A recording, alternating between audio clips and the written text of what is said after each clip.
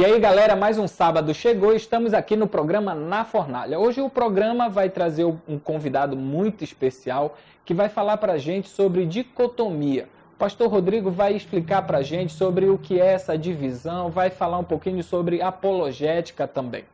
Esse assunto me fez lembrar sobre a multidão que sabia quem era Jesus, mas não o conhecia de fato.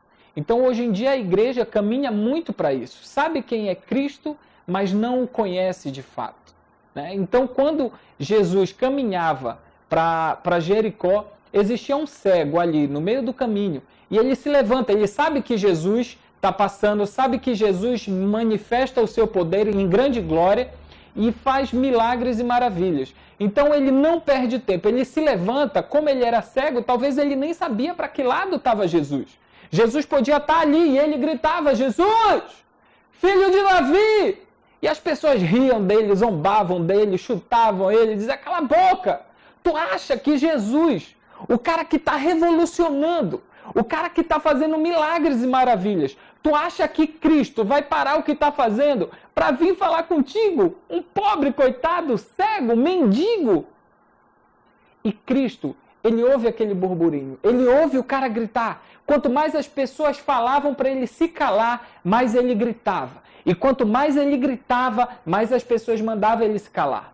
Em um determinado momento, Cristo, ele ouve e diz assim, o que está acontecendo? As pessoas falam para Cristo e Cristo diz assim, tragam ele até a mim. Essa mensagem ela é muito forte para a nossa igreja atual. A mudança, a transformação, a cura não está na nossa mão, mas na mão de Cristo. Quando Cristo ouve isso, a única coisa que Cristo diz é, tragam ele até a mim. E aquele povo foi lá, pegou Bartimeu, trouxeram até a presença de Cristo.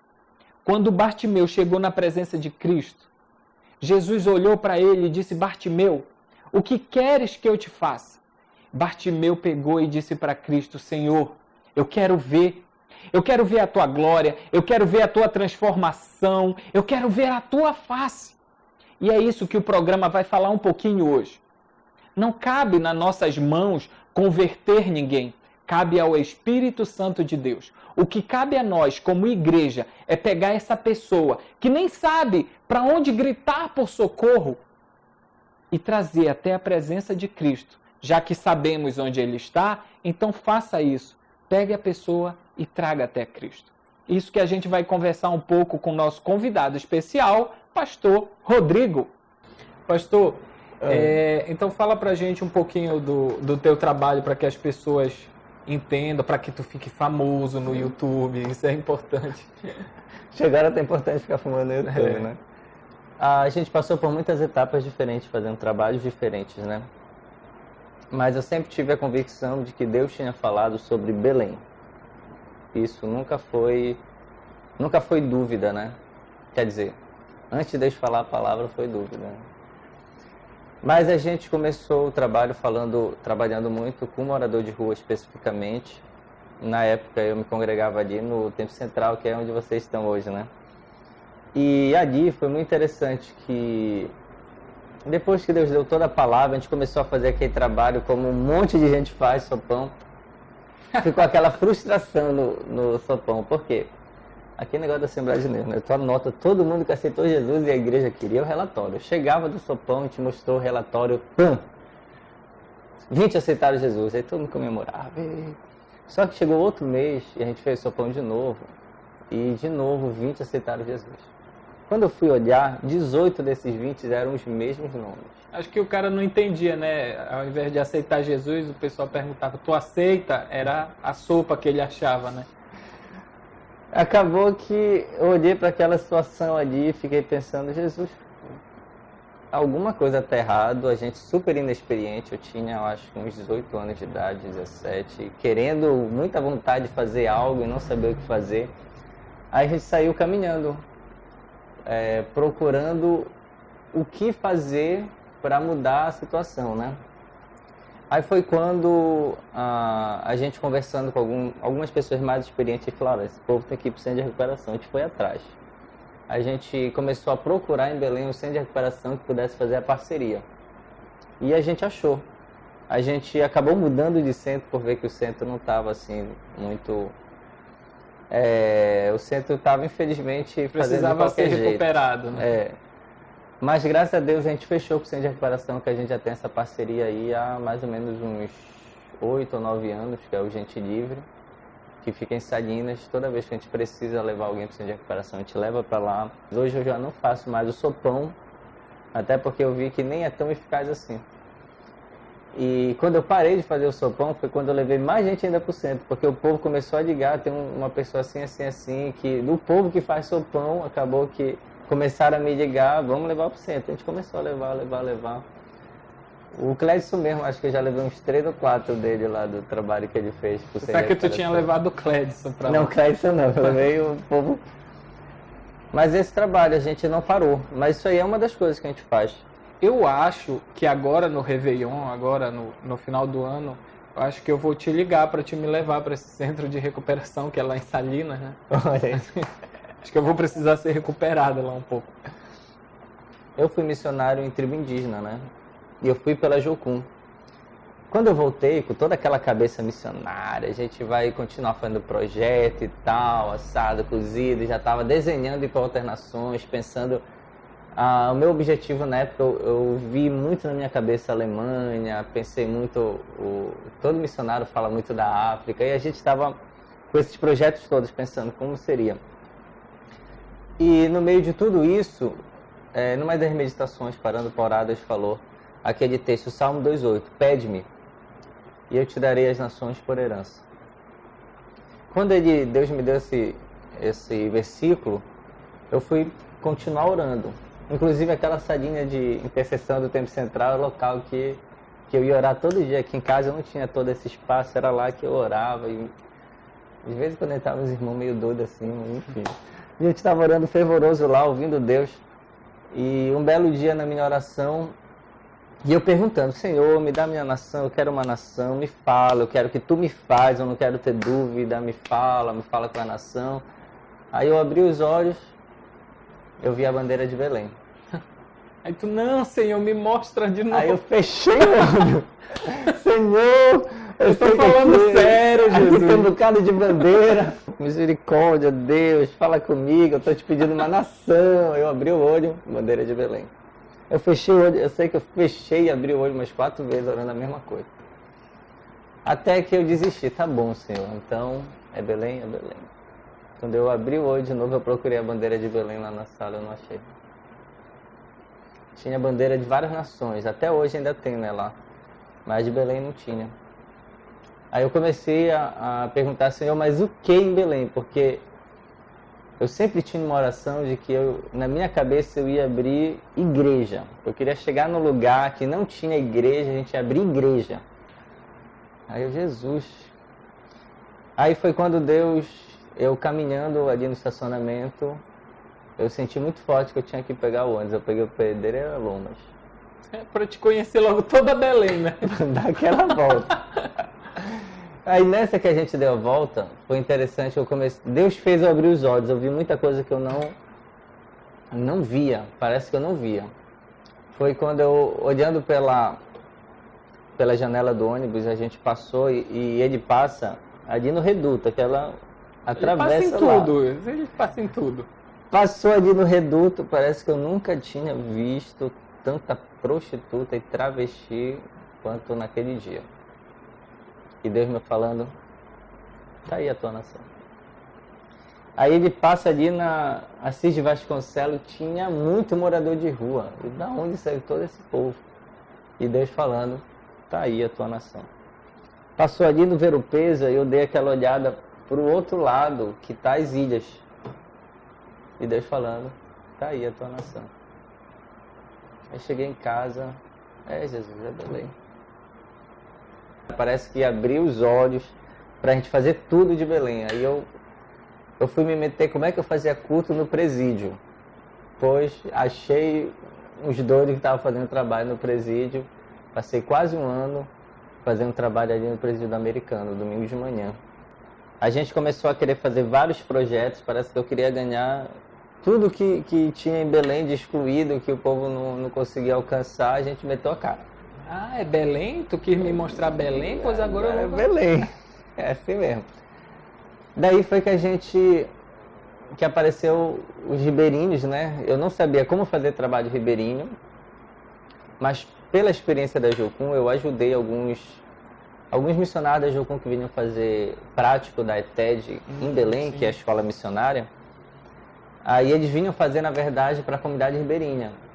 E eu ia com eles auxiliando, porque eles não conheciam, não sabiam andar nada. Então eu ia acompanhando. E nessas idas eu fui pegando experiência como é que fazer um negócio ribeirinho. Até que eu chamei todo o nosso povo da igreja, vamos fazer nossa primeira viagem missionária. A gente foi em uma comunidade ribeirinha, ficamos indo de vez em quando, até que a gente achou, fazendo uma pequena escola de missões, no prático da escola, eu que coordenei a escola, a gente achou uma comunidade ribeirinha que não tinha igreja. Não tinha igreja evangélica. A história lá, o nome da comunidade era Jutuba.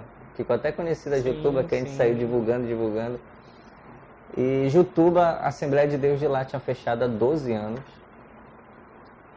Uma irmãzinha, a irmã Emília, aquela irmã constrangeu a gente. Ela, toda quinta-feira, ela ia para os destroços da igreja e orava ali, pedindo para Deus reabrir aquela igreja. Quando ela contou essa história, quebrou o nosso coração. Eu conversei com a líder comunitária, aí eu vi a igreja católica lá, bonita, intacta, eu perguntei, tem alguma atividade aqui? Ela falou, não, o padre não vem, mas eu que arrumo, a líder comunitária, né? Eu que arrumo tudo, mas o padre não vem há muito tempo. Eu falei, mas como assim o padre não vem? Não, ele não vem, então chama todo mundo que eu vou rezar a missa. Aí ela saiu chamando todo mundo feliz da vida, tá aí, o irmão vai rezar a missa, vai rezar a missa, vai rezar a missa. Aí eu rezei a missa, abri a Bíblia, falei do plano da salvação, expliquei por que você tem que confessar com a boca, não é apenas crer no coração. Eu perguntei, quem já confessou com a boca? Aí ninguém levantou a mão. Quem quer? Aí a maioria levantou, vieram, entregaram, confessaram com a boca. Aí pronto, a gente reconstruiu lá a Assembleia de Deus e ficamos fazendo aquele trabalho ribeirinho que foi um trabalho difícil. A gente fez campanha para Belém toda para a gente comprar um barco. Eu lembro que toda semana parecia que esse barco vinha numa revista, vinha em fascículo, né? Que toda semana a gente ofertava para comprar. E olha que foi muito difícil a gente dar, porque para comprar foi 12 mil barcos e o dono queria 3 mil de entrada. A gente não sabia como fazer. Aí apareceu o Clédson, chegando a gente vai ajudar. Eu falei, cara, tu vai me ajudar? Muito obrigado. Agora como que tu vai me ajudar? Ele inventou o negócio de uma rave. Fez a rave, conseguiu juntar o dinheiro da entrada. Fez a rave gospel, conseguiu juntar o dinheiro da entrada e me deu. Depois ficou para a gente pagar 1.000 por mês. Imagina, a gente já gastava com combustível para chegar até lá e ainda tinha que pagar 1.000 por mês. Aí a gente começou, não, Deus vai multiplicar a oferta que vai dar aqui. Quando a gente começou a falar de dízimo e oferta para os irmãos, aí eles entenderam, mas eles entenderam muito bem o que era dízimo. Eles chegavam com peixe. Está aqui, pastor, meu dízimo. Chegavam com farinha, com camarão, chegavam com sacola assim, de camarão. Não, galinha não era muito lá, é mais peixe, camarão, açaí. A gente trazia o dízimo, né? Fazer o quê? A gente dividia com a equipe, a minha equipe era muito grande, era uma equipe de 5 pessoas. E a nossa glória equipe... Glória a Deus, né? Não, glória a Deus, a gente tem que... Glória a Deus por isso. Importante citar, né? A minha esposa, a Tatiana, estava guerreira lá com a gente, o Anderson, a Luana, o Silvio, era a nossa equipe que... guerreira que lutou lá pelo aquele trabalho em Jutuba. No meio do caminho entrou a Sara e o Renan. O Renan do Louvor, acho que tu conhece, sim, né? Sim, claro. Ele também, no meio do caminho, entrou na equipe e ajudou a gente já nos momentos finais. Cantando. Ele que fazia o louvor lá. Mas antes dele, eu fazia o louvor também. Eu dou uma arranhadazinha no violão. Aí oraram, aí Deus levou quem sabe. É verdade. Glória a Deus por isso, né? E foi uma bênção aquele trabalho lá. A gente meteu a cara para trabalhar na comunidade do Curuperé. Eu comecei a fazer o culto no bar lá. E todo mundo chamava lá, esse aí é o pastor do bar, o pastor do bar. Eu sei que nesse negócio do bar, a gente, em mais ou menos um mês de trabalho, reunimos 30 pessoas. A gente começou lá, a congregação. O povo mesmo se organizou e doou o terreno. E a gente saiu construindo. E quem ajudou muito a gente a movimentar o financeiro foi o Clairton. Não sei se você lembra dele. Sim, claro, Clairton. Clairton saiu pedindo oferta para um monte de gente, reunindo. Eu sei que a gente construiu aquela igreja lá. Eu lembro, eu cheguei lá. Chegou aí lá no Curuperé? Claro. Eu conheço essas localidades só desses teus trabalhos missionários aí. Curuperé foi um trabalho muito difícil, mas também, pela misericórdia de Deus, em uns 8 meses a gente já tinha um trabalho formado lá. Acho que muitas pessoas pensam isso, né? O meu ápice de líder cristão é ser pastor. O meu ápice de líder cristão sendo pastor é abrir uma igreja. E às vezes nem é isso, né? Porque o essencial é você ser igreja. A gente passou por, agora, a comemoração dos 500 anos da Reforma Protestante. E hoje em dia a gente está vivendo uma época que é para reformar o protestante, né? Sim, se auto-reformar. Né? Tá difícil. Acho que a nossa igreja tem se perdido bastante no decorrer do processo. Parece que a gente perdeu o fervor. Entender o que é ser igreja. Sim, né? Sim, verdade. Essa ideia de ser igreja, que é algo muito importante, que a gente até estava conversando antes, né? Parece que a gente perdeu muito a ideia do nome original, eclésia, chamados para fora. A gente gosta das 4 paredes, né? A gente criou um amor. Engraçado que a igreja primitiva nem tinha isso. Por que a gente coloca na nossa cabeça que tem que ser assim? Essa inclusão da filosofia grega dentro da igreja foi que fez a igreja se perder em vários pontos. Na época, o chamado gnosticismo entrou dentro da igreja, formando a famosa dicotomia ou dualismo. Alguém pode falar diferente, né? E quando entrou Constantino, o negócio, com perdão da palavra, cagou de vez. Já assisti esse filme, Constantino. É esse mesmo. Muito bom. O imperador Constantino entrou e piorou a situação da igreja. Aí foi que eles transformaram os templos pagãos em templos cristãos, provocando a igreja cristã a ter templo. A igreja cristã até então não tinha templo. Só que hoje em dia, quando a gente fala de uma igreja sem templo, o povo acha que a gente é herege. E não entende, né? Aí quando a gente estava falando, um dia desse a gente estava falando, a gente tem que comprar o templo. Cara, bora pegar esse dinheiro e investir em missões. Cara, tem tanto país aí que não tem nenhum missionário, tem tanto missionário aí que está a fim de ir e não encontra igreja para bancar ele. A gente podia vender uns templos desses para ver se fazia uns trabalhos para ser bons, igreja, né? Vendia templo para poder ser igreja e ensinar pessoas a serem igreja. Porque eu te pergunto, tu já fez trabalho com ribeirinhos, com travestis, com homossexuais na esfera total. E eu te pergunto, a igreja, não generalizando, mas falando até de forma geral, mas não generalizando quem está lá dentro, ela está preparada para absorver essas pessoas? Com certeza não. A gente criou uma separação, né? Existe um estereótipo bem definido de como tem que ser o cristão.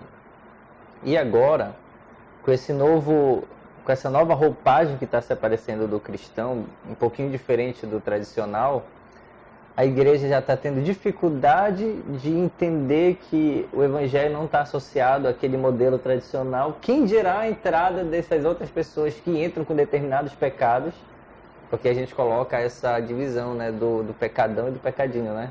Não, o irmão fofocar, tudo bem, não tem problema.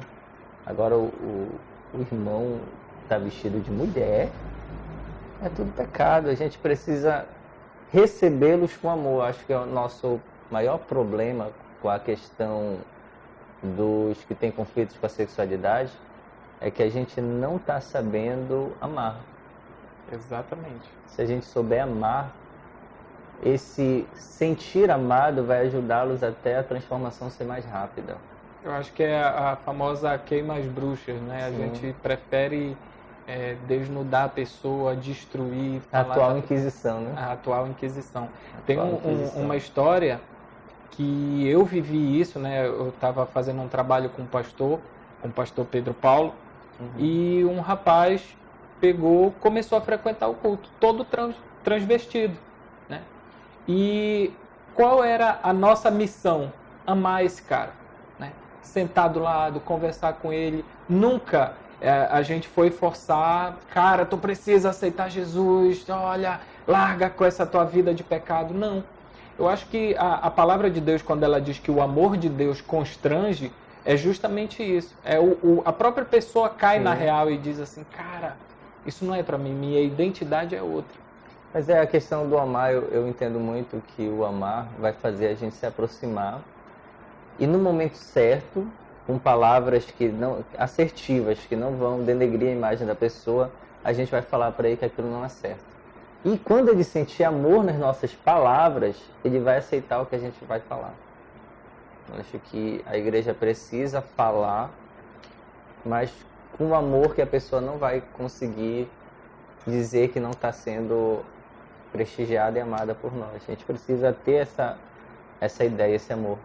Mas tu teve muitos problemas até com pessoas dentro da igreja, de ter essa formação, essa opinião, de tentar trabalhar com essas outras pessoas assim, dessa forma como tu está falando?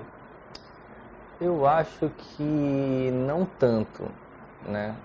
Eu não tive tanto, não. Porque eu nunca levantei a bandeira de ficar falando em si disso. Eu saía evangelizando. E quando a pessoa falava uma coisa, eu dizia, a gente está ganhando para Jesus. Mas o que eu posso ver é que eles têm um conflito. O Davi que esteve aqui, ele sim, ele tem conflito? Muito mais. Não, conflito de sexualidade não. Conflito com os cristãos que querem... Ah, sim. Ele teve bem mais opositores. Eu acho que eu não tive, não. Graças a Deus a gente foi mais tranquilo. O povo admira, mas é até interessante, né? Eu chego em lugares que o povo admira. Foi muito bom, o trabalho que tu faz é muito legal e tal. Aí quando eu digo, bora fazer comigo. Não é pra mim, tu que foi chamado. Como assim? Só eu que fui chamado, né? Tu olha assim pra pessoa e diz assim, cara, eu acho que esse cara é homossexual. Não, a gente já teve essas... Eu acho que eu já fui bem preconceituoso no passado.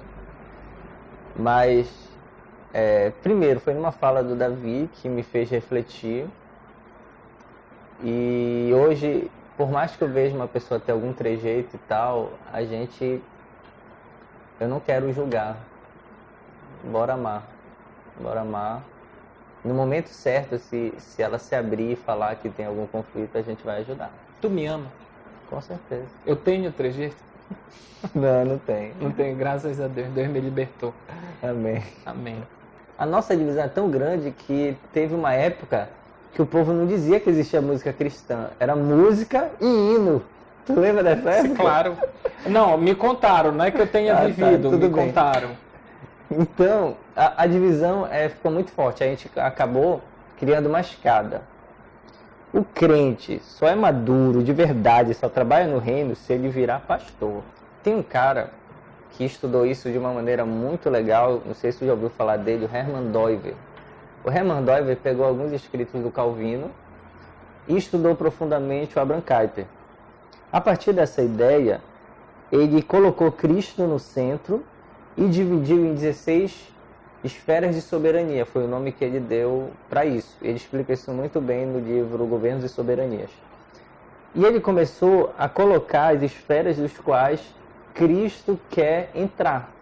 São 16 esferas diferentes e a esfera pística, que seria a igreja, ela é apenas uma dessas esferas. Então Cristo no centro envia pessoas para a expansão do reino para todas essas áreas. E ele não limitou, ele 16, ele pode criar mais. Mas Cristo enviaria pessoas para a expansão do reino em qualquer uma dessas esferas. Igreja é uma opção.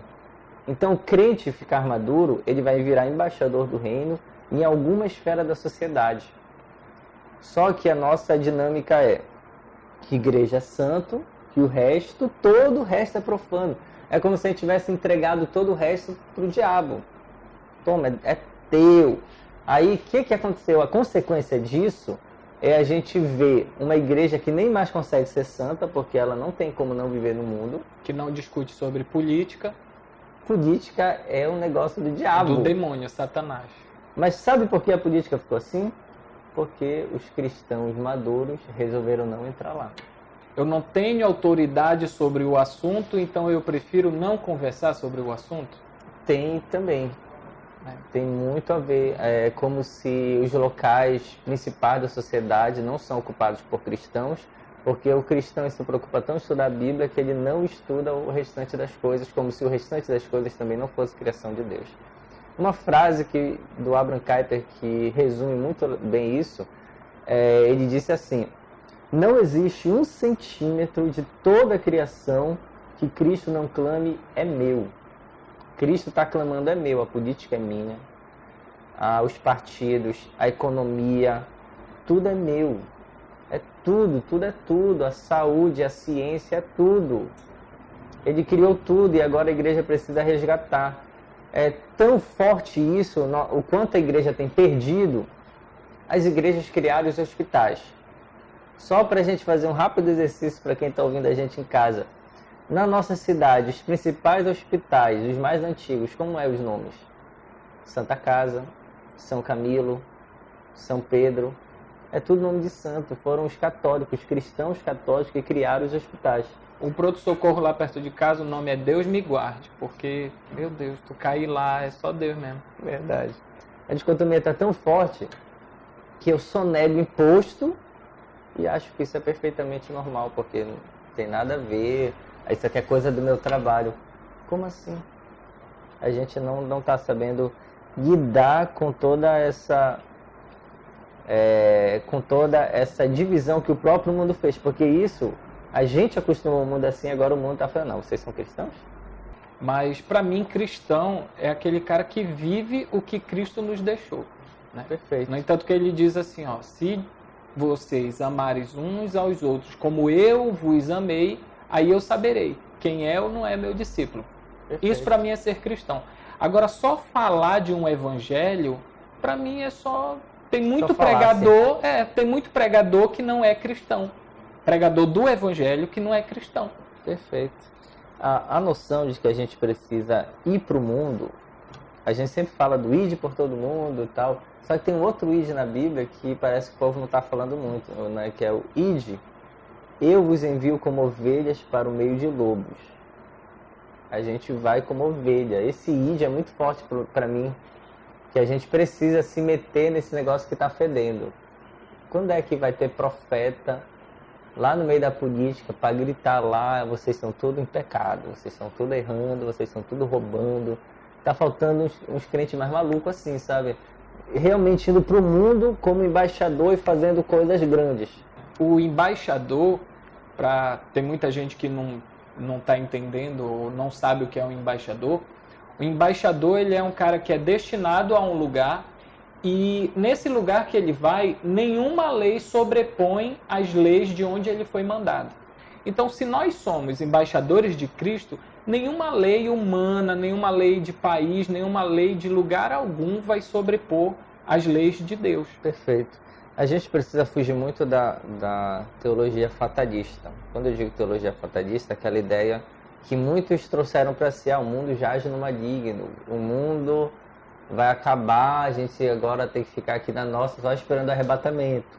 E fala Jesus pro cabra para pelo menos a alma dele ser salva. Gente, eles são textos isolados, quando a gente pode citar muitos mais textos falando de que Cristo queria que a gente restaurasse o mundo. A multidão, o mundo, não está oprimindo demais e eu acho que muitas pessoas não estão aguentando a pressão e acabam cedendo ao pensamento do que o mundo impõe. Quer ver uma coisa que o mundo te impõe? É uma coisa de criança. Se eu chegar para uma multidão e perguntar, toda loura é... burra, todo mundo quer falar logo não, isso. Toda loura é linda. A minha namorada é loura, é linda. E ela não é nada de burra, né?